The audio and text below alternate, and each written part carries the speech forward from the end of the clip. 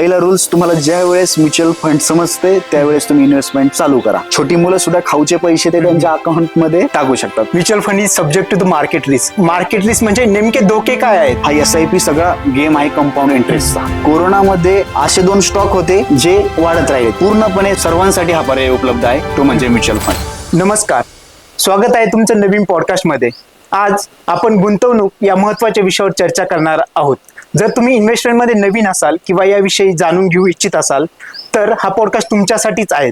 चर्चेसाठी आज आपल्यासोबत आहेत AMFI SEBI register financial advisor mister Rohan Kalaskar. ते RWR फिनको या कंपनीचे CEO आहेत. नमस्कार. तर आज आपण SIP आणि म्युच्युअल फंड ह्या 2 महत्वाच्या गोष्टींवर चर्चा करणार आहोत. प्रथमतः म्युच्युअल फंड म्हणजे नक्की काय हे आपल्या श्रोत्यांना सांगा. म्युच्युअल फंड म्हणजे काय, तर म्युच्युअल फंड हा एक गुंतवणूक फंड आहे. म्हणजेच आपण जी इन्व्हेस्टमेंट करतो ते विविध AMCs असतात, त्यांचे सेपरेट गुंतवणूक फंड्स असतात. त्याच्यामध्ये आपली एकत्रित इन्व्हेस्टमेंट होत असते आणि जे इन्व्हेस्टमेंट करत AMC असतात, प्रत्येक AMCला हे डेडिकेटेड फंड्स मॅनेजर असतात. ते पूर्ण अभ्यास करून आपली गुंतवणूक करत असतात आणि ज्या गुंतवणूक करून जो काय परतावा मिळेल तो सर्व इन्व्हेस्टरांना ते देत असतात. म्हणजेच हा रोल आहे म्युच्युअल फंडचा. अच्छा, म्युच्युअल फंड मध्ये इन्व्हेस्ट करण्याचे नेमके फायदे काय आहेत? हे बघा, म्युच्युअल फंड मध्ये फायदे काय आहे, तर पहिला फायदा असा आहे की तुम्ही मिनिमम अमाऊंट म्हणजे 100 रुपयापासून तर 10 लाख 20 लाखापर्यंत तुम्ही मंथली इन्व्हेस्टमेंट करू शकता. कारण की इथे असं नाही की फिक्स तुम्हाला एवढीच रक्कम लागेल किंवा एखादा गरीब मनुष्य याच्यात इन्व्हेस्टमेंट करू शकत नाही, फक्त श्रीमंतच करू शकतो. जो काही ठराविक इन्कम ज्याला आहे, मिनिमम मॅक्झिमम, पूर्णपणे सर्वांसाठी हा पर्याय उपलब्ध आहे, तो म्हणजे म्युच्युअल फंड. आणि स्टॉक मार्केटमध्ये इन्व्हेस्ट करणे आणि म्युच्युअल फंड मध्ये इन्व्हेस्ट करणे यात बेसिक फरक काय आहे?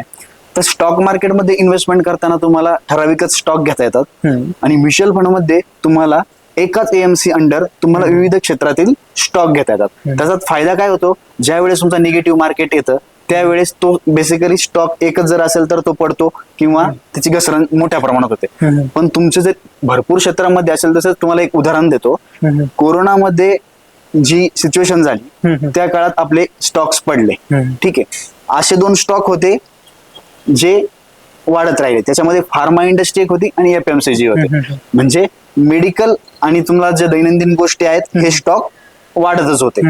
मग त्यावेळेस काय झालं, म्युच्युअल फंड मध्ये असं जर तुमच्याकडे इतर सगळ्या कंपन्यांचा जर डायव्हर्सिफाय पोर्टफोलिओ जर असेल तर तुम्हाला तुमचा बेसिक पैसा जो आहे तो कम्पेअर टू स्टॉक कमी तुमची घसरण झाली. अच्छा, हा त्याच्यात पण आपण जाहिराती जेव्हा पाहतो तेव्हा कायम सांगितलं जाते की mutual fund is subject to the market risk. तर मार्केट रिस्क म्हणजे नेमके धोके काय आहेत compare to the stock market? आता याच्यात काय सब्जेक्ट टू मार्केट रिस्क का बोललं जातं, कारण की हा जो तुमचा पैसा आहे तो डायरेक्टली इन्व्हेस्टेड होतो स्टॉक मार्केटमध्ये. त्यातल्या त्यात तुम्ही जर इक्विटी फंड चूज केले असेल तर तो 100% स्टॉक मार्केटमध्ये तुमचा पैसा इन्व्हेस्टेड होतो, म्हणून ते बोललं जातं.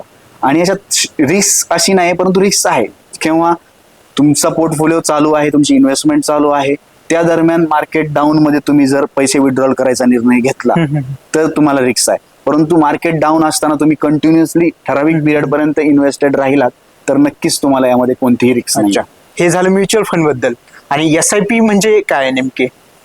आता ज्याप्रमाणे बँक्स किंवा पतसंस्था ह्या ज्या छोटी छोटी गोष्टी असतात डेली गोळा करतात, हे पूर्वीपासून आपल्याकडे आले आहेत, किंवा सोनारांकडे भिशेच्या रूपात आपण पैसे गोळा करतो, त्याचप्रमाणे म्युच्युअल फंड मध्ये SIP हा एक ऑप्शन आहे. तुम्ही मंथली त्यामध्ये इन्व्हेस्टेड करू शकता किंवा क्वार्टरली त्याच्यामध्ये इन्व्हेस्टेड करू शकता. तर याचा फायदा काय होतो, मार्केट मुवमेंट ही प्रत्येक म्हणजे 12 महिन्यामध्ये मार्केट मुवमेंट ही सारखी नसते, प्रत्येक महिन्याला डिफरंट असतो. बरोबर, मायनस प्लस इन्फ्लेशननुसार किंवा इन्फ्लेशन म्हणता येणार नाही, म्हणजे मार्केटची जी मुवमेंट आहे. कारण की आता इंडियन मार्केट ही कोणत्याही गोष्टीने पॅनिक होतं किंवा कोणत्याही गोष्टीचा आनंद मार्केटला होतो आणि मार्केट मूव्ह होतं. बरोबर, तर त्यासाठी काय होतं, आपण डाऊन मध्ये पण आपल्याला कॅप्चर करता येतं आणि मार्केट प्लस मध्ये पण आपल्याला कॅप्चर करता येतं. म्हणून SIP मंथली इन्व्हेस्टमेंट किंवा क्वार्टरली इन्व्हेस्टमेंट करून हा बेस्ट ऑप्शन आहे. आणि अजून एक याच्यात महत्वाचं असं की SIP करताना आपण मिनिमम 100 रुपये करू शकतो, 500. माझा तोच प्रश्न होता आता नंतरचा, की आपण कमीत कमी किती करू शकतो आणि म्हणजे जास्तीत जास्त किती करू शकतो आणि टार्गेट किती ठेवलं पाहिजे, असं म्हणजे किती वर्षापर्यंत किंवा असं काही? आता बेसिकली हा प्रश्न मला म्हणजे सगळीकडेच विचारला जातो, SIP किती करायची.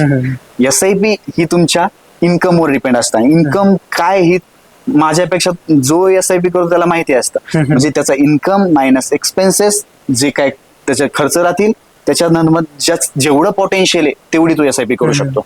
कारण की बऱ्याचदा काय होतं, तुमचं पोटेन्शियल असतं 10-20 हजार रुपये तुमचे मंथली इन्व्हेस्टेड राहायचे, पण तुम्ही काय करता SIP लावताना, नाही आपण 5च करू, ट्रायल करून बघू किती काय, तसं न करता तुमचं जेवढं पोटेन्शियल आहे तेवढ्या अमाऊंटची तुम्ही SIP करायला पाहिजे. कारण की काय होतं, हा SIP सगळा गेम आहे कंपाऊंड इंटरेस्टचा, लक्षात. त्याच्यामुळे तुमचं जेवढं पोटेन्शियल आहे तेवढं स्टार्टिंग पासून तुम्ही SIP चालू करा आणि तुमचा पिरियड ठरवून घ्या. त्या पिरियड नुसार तुम्हाला मग आम्हाला पण तुम्हाला फंड पिच करताना किंवा पंच करताना आम्हाला तो फायदा होतो. अजून एक काय होतं की म्युच्युअल फंड किंवा SIP याचं जे फंड चूज करायचे असतात, ऍक्च्युली जे जॉब करतात किंवा बिझनेसमॅन असतात त्यांना खूप इश्यू होतो, टाइम मिळत नाही किंवा माहिती नसते. तर या ठिकाणी एक उत्तम ऍडवायझर कसा रोल प्ले करतो आणि का गरजेचा आहे ऍडवायझर? प्रथमतः काय करतो, माझ्याकडे जेव्हा इन्व्हेस्टर किंवा क्लायंट येतो, मी त्यांना एवढे रिटर्न भेटतील तेवढे रिटर्न भेटतील या बेसिसवर मी फंड्स देत नाही. मी काय करतो, तुमचे गोल्स काय आहे, फायनान्शियल गोल्स काय, तुम्हाला तुमचं नियरेस्ट गोल कोणता आहे, लॉंग टर्म गोल कोणता आहे, मिड टर्म गोल कोणता आहे, त्यानुसार मी त्यांना फंड सजेस्ट करत असतो. कारण की काय होतं, एखाद्याला पैसे पाहिजे 3 वर्षानंतर, बरोबर, त्याला मी जास्त रिस्की फंड करू शकत नाही, बरोबर. मग मी इन्व्हेस्टमेंट करताना क्लायंट कडून गोल बेस इन्व्हेस्टमेंट करत असतो. आलं लक्षात. मग त्यामध्ये लॉंग टर्म गोल असेल तर लॉंग टर्म साठी मी इक्विटी फंड्स त्यांना सजेस्ट करतो, ज्याचं बेसिकली मिनिमम किंवा मॅक्झिमम टाइम तो 7 वर्षापेक्षा जास्त इन्व्हेस्टेड राहू शकतो, त्याला मी इक्विटी फंड्स पिच करतो. आणि ज्याचा पिरियड हा 7 वर्षापेक्षा कमी आहे त्याला मी डायव्हर्सिफाय म्हणजे हायब्रिड फंड सजेस्ट करतो. आणि ज्याचा टेन्युअर फारच कमी आहे, 1 वर्ष 2 वर्ष 3 वर्ष, बँकेपेक्षा त्याला परतावा पण चांगला पाहिजे आणि पिरियड पण कमी आहे, त्याच्यासाठी डेप फंड सजेस्ट करतो मी. परतावा लमसम मध्ये जास्त आहे की मंथली इन्स्टॉलमेंट मध्ये जास्त आहे? म्हणजे आता ह्या दोन्ही वेगवेगळ्या गोष्टी आहेत, बरोबर.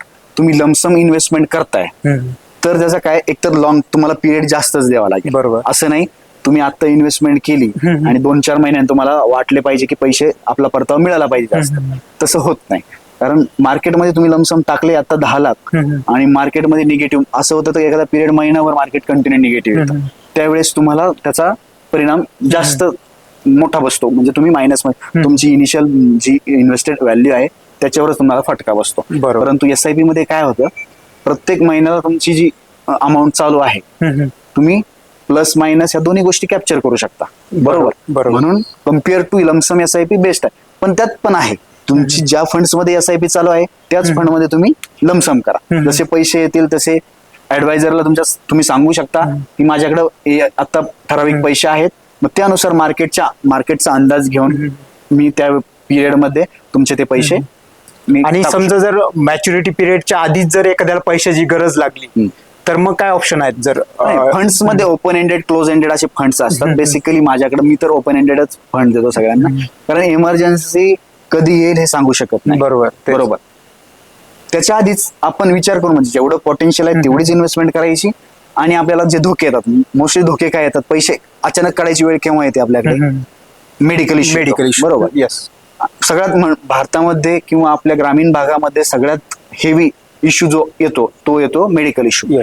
त्याच्यासाठी मी प्रत्येक माझ्या क्लायंटला तो इन्शुअर आहे का, ज्याच्याकडे मेडिकल इन्शुरन्स आहे का हे मी बघतो. कारण की आपण मोस्टली इन्व्हेस्टमेंट करताना पहिलं होतं आपल्याला जेव्हा अडचण येते, बाकी तुम्ही कोणतंच येत, हा कसं लिक्विडिटी. म्युच्युअल फंड हा असा विषय आहे का सगळ्या तुम्हाला आज उद्या पैसे पाहिजे, तुम्ही आज ऑर्डर टाकून तुम्ही लगेच पैसे काढू शकता. म्हणजे सगळ्यात जास्त लिक्विडिटी असणारं इन्व्हेस्टमेंटचं क्षेत्र म्हणजे आहे म्युच्युअल फंड. स्टॉकला पण लगेच मिळत नाही, बरोबर. आणि अजून एक मिथ आहे किंवा गैरसमज आहे की म्युच्युअल फंड किंवा SIP ह्या फक्त श्रीमंतांसाठीच आहेत, गरीब लोक याच्यात करू नाही शकत. याबद्दल तुमचं काय मत आहे? असं काही नाही. SIP तुम्ही मिनिमम 100 रुपयापासून चालू करू शकता. लमसम पण ऑप्शन आहे, तुम्ही ठराविक पुंजी साचून ठेवून 2-3 महिने तुम्ही ती पण टाकू शकता. हा पूर्ण मिथ्स आहे, गरीब श्रीमंत असं काही नाही. ह्याच्यात कोणी पण स्टुडंट पासून मायनर पासून छोटी मुलं सुद्धा खाऊचे पैसे ते त्यांच्या अकाउंट मध्ये टाकू शकतात. आणि अजूनही एक गैरसमज आहे की जसं इंडियन मार्केट आहे जिथं इन्फ्लेशन खूप फ्लक्च्युएशन आहे, तर ह्या मार्केटमध्ये म्युच्युअल फंड आणि SIP मध्ये इन्व्हेस्ट करणं हे धोकादायक आहे असा एक गैरसमज आहे, तर याबद्दल तुमचं काय मत आहे? हे बघा, ज्या टाइम पासून म्युच्युअल फंड इंडस्ट्री चालू झाली आज तागायत मिनिमम म्हणजे मिनिमम रिटर्न देणारे फंड्स आहेत 11%. किती? Okay. 11%. आपलं इन्फ्लेशन रेट काय आहे? 7%, 6 ते 7%. त्याच्या पुढे नाही, बरोबर. कम्पेअर टू तुमच्या एफडीज, तुमचे रिअल इस्टेट, तुमचं गोल्ड, हे तुमचं इन्फ्लेशनच बीट केलेलं आहे या गोष्टींनी. एकमेव इंडस्ट्री आहे, म्युच्युअल फंड आहे, ते तुमचं इन्फ्लेशन बीट करून तुम्हाला परतावा देत आहे. अच्छा, असं आहे. बरोबर. आणि म्युच्युअल फंड, SIP याच्या व्यतिरिक्तही काही इन्व्हेस्टमेंटचे ऑप्शन आहेत का? हो, नक्कीच. म्युच्युअल फंड मध्ये SWP, सिस्टमॅटिक विड्रॉल प्लॅन, हा खूप चांगला पर्याय आहे. तो काय असतो? तुमच्याकडं रिटायर्ड झालाय एखादा शिक्षक वर्ग आहे किंवा कॉर्पोरेट रिटायर्ड होऊन मोठ्या प्रमाणात फंड निर्माण झालेला आहे, बरोबर. 50 लाख, 1 कोटी. एक उदाहरण, माझा एक क्लायंट आहे, त्याने आता 50 लाखाची इन्व्हेस्टमेंट केलेली आहे माझ्याकडे वन टाइम. ठीक आहे, रिटायर्ड आहे, त्यांना पेन्शन स्वरूपात ठराविक अमाऊंट हवी होती. तर त्यांचं काय केलं, 50 लाख रुपये मी वन टाइम इन्व्हेस्टमेंट केले आहेत. सिस्टमॅटिक विड्रॉल प्लॅन हा सिलेक्ट करून त्यांना मंथली 30,000 रुपये आता चालू केलेले आहेत. अच्छा. हे इन्व्हेस्टमेंट करून सुद्धा त्यांना 15 वर्षात 1.5 करोड रुपयापर्यंत कॉर्पस त्यांचा तयार होत आहे. म्हणजे महिन्याला 30,000 रुपये भेटणारे वेगळे आणि त्यांना जे 15 वर्षांनी भेटणार आहेत ते वेगळे. म्हणजे हा एकदम बेस्ट पर्याय आहे. पेन्शन म्हणजे ज्याच्याकडे पैसा पडून आहे त्या लोकांनी इतर इन्व्हेस्टमेंट न करता मंथली तुम्ही घेऊ शकता. कारण तुम्ही आता साधारणतः बघितलं असेल, 1 कोटीचं जरी घर पुणे मुंबईमध्ये घेतलं तरी तुम्हाला 20-25 हजारांच्या पुढे नाही. आणि लिक्विडिटीचा इश्यू आहे. तुम्हाला ते 50 लाख जेव्हा अवेलेबल, बरोबर. रिअल इस्टेट मध्ये तुम्हाला घर सेल करायला किती अडचणी येतात किंवा वॉट एव्हर काही दुसऱ्या गुंतवणुकीचे पर्याय आहेत. लिक्विडिटी म्युच्युअल फंड मध्ये जेवढी आहे तेवढी इतर क्षेत्रामध्ये नाही कुठे. आता माझे अनेक मित्र आहेत जे नवीन जॉबला लागले किंवा काही छोटे व्यवसाय सुरू केलेत, त्यांना अशा 2-3 टिप्स काय द्याल, जे इन्व्हेस्टमेंटसाठी, लॉंग टर्म साठी किंवा मग सेव्हिंग साठी किंवा म्युच्युअल फंड, SIP, याच्यात 2-3 टिप्स काय द्याल तुम्ही? ऍक्च्युअली मी टिप्स म्हणणार नाही, हे कठोर नियमच आहेत. अच्छा. रूल्स. पहिला रूल्स, तुम्हाला ज्या वेळेस म्युच्युअल फंड समजते त्यावेळेस तुम्ही इन्व्हेस्टमेंट चालू करा. ठीक आहे, जर तुमची इन्कम चालू असेल तर. कारण लवकरात लवकर जेवढी तुम्ही इन्व्हेस्टमेंट चालू कराल तेवढा तुम्हाला कंपाऊंड इंटरेस्टचा बेनिफिट भेटेल. दुसरं असं, तुम्ही योग्य सल्ल्यानुसार, योग्य ऍडवायझर नुसार तुम्ही फंड सिलेक्ट करा. कारण की बेसिकली काय होते, म्युच्युअल फंड सिलेक्ट करताना तुम्ही काय करताय, रिटर्नचा विचार करताय. तुम्ही रिटर्न बेस तुम्ही करू नका. सर्च करता तुम्ही, इतर खूप तुम्हाला पर्याय त्याच्यावर सर्च करता. हा फंड्सनी 5 वर्षात एवढे रिटर्न दिले, 10 वर्षात एवढे रिटर्न दिले, ते तुम्ही तुमच्या पोर्टफोलिओवर पिच करता, बरोबर. तसं बिलकुल करायचं नाही आहे. तुम्ही योग्य सल्ला घ्या ऍडवायझरचा. कारण तुम्ही तुमच्या गोलवर, तुमची रिस्क कॅपॅसिटी काय आहे, तुमचं रिस्क प्रोफाईल काय आहे, या गोष्टीचा विचार करून तुम्हाला फंड सिलेक्ट करावा लागतात. बेसिकली तुम्ही मित्राच्या पोर्टफोलिओ तुमच्याला कॉपी करू शकत नाहीये, बरोबर. तो त्याच्या रिस्कनुसार, त्याच्या टेन्युअर नुसार आणि त्याच्या गोल्सनुसार त्यांनी ते फंड सिलेक्ट केलेले आहे. म्हणून तुम्ही योग्य ऍडवायझरचा सल्ल्यानुसार तुम्ही इन्व्हेस्टमेंट चालू करा. आणि फर्स्टली लवकरात लवकर चालू करा. आणि आपण आपला इंडिया किंवा इतकं म्हणजे त्याच्यामध्ये अजून विकसनशील आहे, खूप स्कोप आहे. आपलं स्टॉक मार्केट खूप स्कोप आहे. आणि गेल्याच महिन्याचा रिपोर्ट आहे की आपल्याकडे 25,000 करोड इतकी SIP पण झालेली आहे. बरोबर. SIP म्हणजे SIP बुक वाढलेला आहे 25,000 करोड. इन्व्हेस्टमेंट वाढलेली आहे. म्हणजे ज्या वेळी मार्केट डाऊन होते त्यावेळेस उलट होते, आपली इन्व्हेस्टमेंट वाढते. म्हणजे हा खरं तर ह्या इंडस्ट्रीसाठी खूप एक चांगले संकेत आहे. त्याच्यामुळे इन्व्हेस्टेड राहा, लॉंग टर्म राहा. नक्कीच सुवर्ण काळ आहे म्युच्युअल फंड साठी. ठीक आहे. तर हे होते आपल्यासोबत रोहन कळसकर सर. त्यांनी गुंतवणुकीच्या विषयांवर खूप अशी सखोल चर्चा केली. आपल्या छोट्या छोट्या प्रश्नावर खूप अशी सोप्या भाषेत उत्तरे दिली, त्याबद्दल त्यांचे मी प्रथम आभार मानतो. आणि तुम्हालाही अजूनही काही प्रश्न असतील तर तुम्ही त्यांच्याशी संपर्क साधू शकता.